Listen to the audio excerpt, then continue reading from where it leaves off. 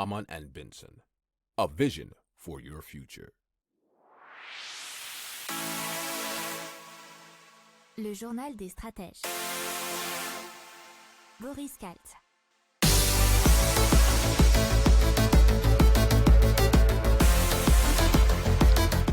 Bonjour à tous et bienvenue dans le journal des stratèges consacré aujourd'hui à l'hydrogène. On va parler de la Loire-Atlantique qui investit 16 millions d'euros dans l'hydrogène. On va parler des autocars roulants à hydrogène en Normandie, du Costa Rica qui mise tout sur l'hydrogène vert, d'un bateau volant à propulsion à hydrogène.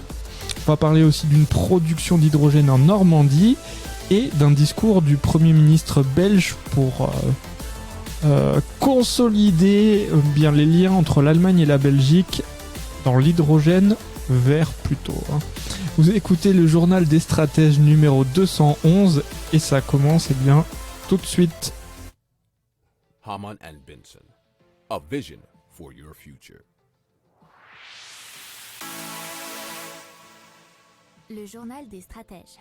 Et donc les investissements de la Loire-Atlantique dans la mobilité stratégique ont augmenté la semaine dernière puisqu'ils ont investi 16 millions d'euros dans l'hydrogène. Alors, pas exactement dans l'hydrogène, c'est plus exactement dans un bateau à hydrogène. Puisque c'est dans le cœur du projet stratégique qui va de 2021 à 2028 que le conseil départemental de Loire-Atlantique a prévu un nouveau navire qui va renforcer la flotte des bacs de Loire qui se trouve à l'ouest de Nantes. Alors il y a déjà 2 lignes qui permettent aux piétons, cyclistes et automobilistes de franchir le fleuve. Et donc le coût prévisionnel c'est de 16 millions d'euros. Or ce bateau il a une capacité de 40 places. Il sera dit plus performant, plus propre puisque sa motorisation est donc à l'hydrogène et donc n'émettra aucun CO2. Alors, le lancement du marché de construction est prévu pour le premier semestre 2023 et la livraison s'effectuera à l'horizon 2026 selon l'article du journal 20minutes.fr. Hamann and Benson, a vision for your future. Le journal des stratèges. Allez, on part en Normandie où en juillet 2022, un autocar roulant à hydrogène pourrait y circuler entre Rouen et Évreux. Alors ça fait partie d'un projet qui est piloté par l'opérateur de transport public Transdev avec le soutien de la région Normandie. Alors le but, c'est d'utiliser l'hydrogène pour faire rouler ces cars régionaux. Alors c'est une première mondiale puisque c'est un rétrofit d'un car diesel à hydrogène. Alors ça fait partie du projet Nomade Car Hydrogène. Le moteur thermique diesel sera donc remplacé par un moteur électrique alimenté par une pile à combustible qui transforme l'hydrogène en électricité. Cette transformation sera réalisée par l'entreprise IBF H2 pour le développement de l'hydrogène. Alors c'est une durée de vie qui sera donc augmentée pour ces nouveaux autocars puisque 20 à 25 ans au lieu de 14 ans en moyenne. Ça permettra aussi d'éviter chaque année près de 50 tonnes de CO2, 300 kg d'oxyde d'azote et 200 grammes de particules et 9 kg d'ammoniac. Son autonomie c'est d'environ 450 km et un gain de 30% par rapport à un car électrique classique.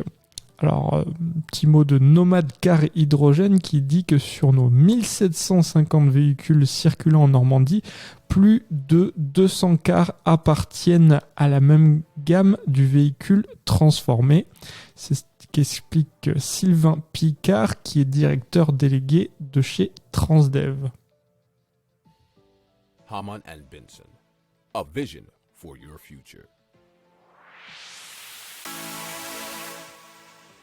Le journal des stratèges. Alors on part au Costa Rica où l'ancien astronaute costaricain Franklin Chang, fondateur d'Ad Astra Rocket, pense que dans 10 ans, son pays sera transformé, il sera plus riche et plus propre grâce à la production d'hydrogène vert.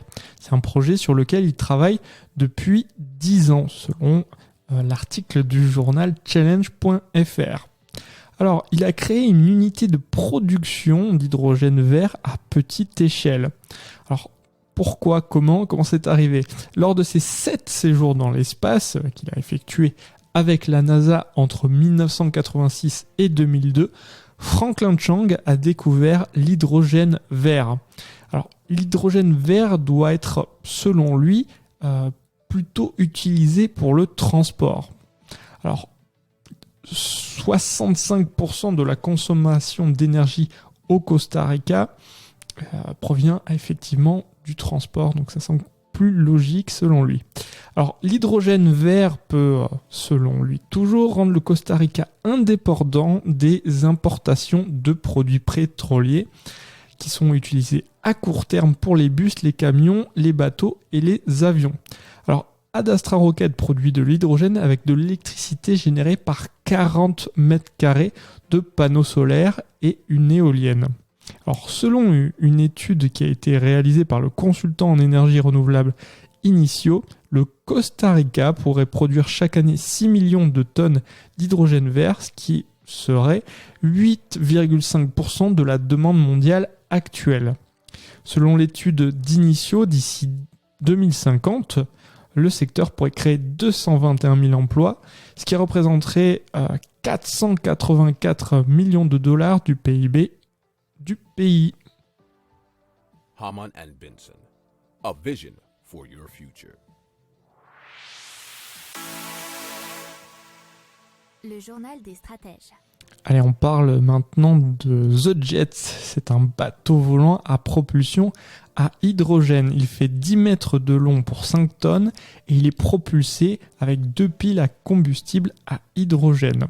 Il est conçu pour transporter 8 à 12 passagers. Il décolle à 8 nœuds, ce qui fait 15 km/h. Sa vitesse de croisière, c'est à 80 cm au-dessus de l'eau. Et c'est surtout à 40 nœuds, soit 75 km/h, nous dit l'article du journal 20minutes.fr. Alors, il y a eu une précommande de Zenith Marine Service, qui est un armateur du Moyen-Orient, en association avec un fonds d'investissement basé à Dubaï. Alors, le projet économique est d'abord de viser les hôtels haut de gamme qui se serviront de The Jet pour transporter leurs clients. À la place, par exemple, de l'hélicoptère, si vous imaginez, sur la Méditerranée, que ça soit de Cannes à Nice ou à Saint-Tropez, par exemple. Alors, l'entreprise espère fournir des engins pour la COP28, qui se tiendra en novembre 2023 aux Émirats Arabes Unis.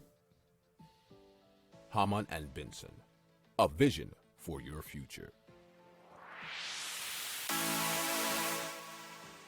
Le journal des stratèges. Alors, c'est un projet d'hydrogène vert en Normandie qui a été développé par H2V sous l'accompagnement de RTE. Le projet est composé de 2 unités de production d'une capacité de 100 MW chacune. Alors, ils sont dotés d'une technologie à membrane échangeuse de protons qui s'appelle PEM. Il produira 28 000 tonnes d'hydrogène vert par an. L'hydrogène sera destiné à des applications industrielles et aussi de mobilité lourde. Alors, le projet Air Liquide Normandie permettra d'éviter 250 000 tonnes de CO2 émis. Alors, il sera mis en service à l'horizon de 2025 et c'est un investissement total de 250 millions d'euros. Alors, la pose de la première pierre est prévue très vite puisque c'est prévu pour l'été 2022. Haman and Benson, a vision for your future. Le journal des stratèges. Allez, on parle de Belgique et de l'Allemagne, et plus particulièrement du Premier ministre belge qui était face à la presse, M. De Croo, et qui s'est exprimé sur les liens qui pourraient unir les deux pays concernant l'énergie et surtout l'hydrogène. Alors, afin d'assurer et développer notre prospérité future, l'énergie et l'hydrogène en particulier joueront un rôle clé dans cette ambition commune, c'est-à-dire développer nos économies tout en luttant contre le changement climatique. Alors, le Premier ministre a expliqué que les industries belges et allemandes étaient confrontées à une demande très élevée d'hydrogène vert. Il est nécessaire de subvenir à leurs besoins en augmentant la production d'hydrogène ainsi que son importation. Alors, il a également insisté sur le développement d'un marché de l'hydrogène en Europe et il a souhaité que l'axe entre le port d'Anvers, Bruges et la région de la Ruhr soit au cœur de ce nouveau marché. Nous avons vraiment l'ambition de faire du port d'Anvers une plateforme essentielle pour le transit de l'hydrogène en Europe, a-t-il indiqué. Il a également appelé à construire l'infrastructure nécessaire pour son transit vers l'Allemagne, puisque dans son contexte, un partenariat stratégique avec la Rhénanie du Nord-Westphalie et l'Allemagne serait donc essentiel selon lui, et ces propos étaient repris dans l'article de l'avenir.net. Hamann and Benson. A vision for your future. Le journal des stratèges. Voilà, c'est tout pour aujourd'hui. Je vous souhaite une excellente journée et je vous dis à demain pour plus d'infos. Ciao.